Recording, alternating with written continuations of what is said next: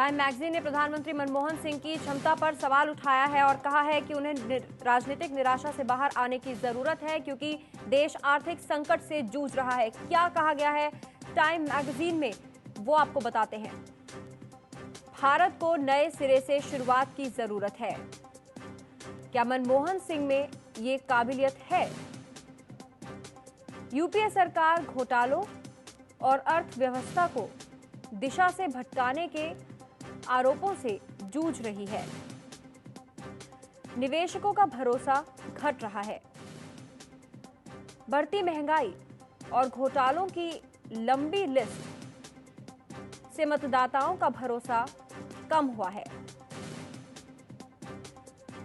क्योंकि सरकार की साख घटी है। कभी मनमोहन सिंह के चेहरे से जो विश्वास झलकता था वो गायब है। ऐसा लगता है कि वो अपने मंत्रियों को काबू नहीं कर पा रहे हैं।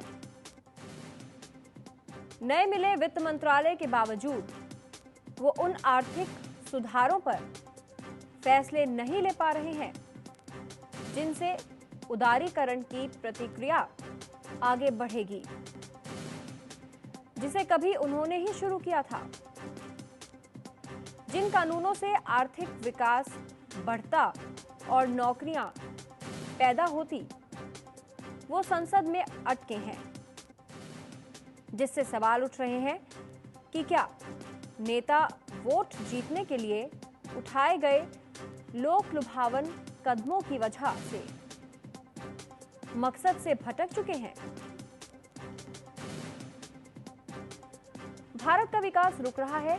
हालात बदलने के लिए मनमोहन सिंह को अपनी राजनीतिक और निजी निराशा से बाहर निकलना होगा।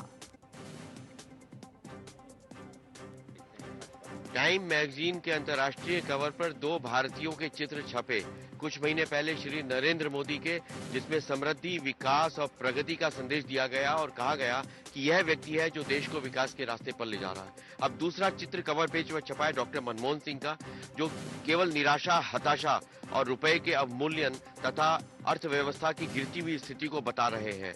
ये दोनों इस बात के प्रतीक है कि एक उगते हुए भारत का प्रतीक है, एक धंसते हुए भारत का प्रतीक है। और टाइम मैगजीन में डॉक्टर मनमोहन सिंह के चित्र के साथ जो एक टिप्पणी की गई है कि भारत अब निरंतर गिरावट की ओर जा रहा है, उससे भारत की छवि सारी दुनिया में खराब हुई है।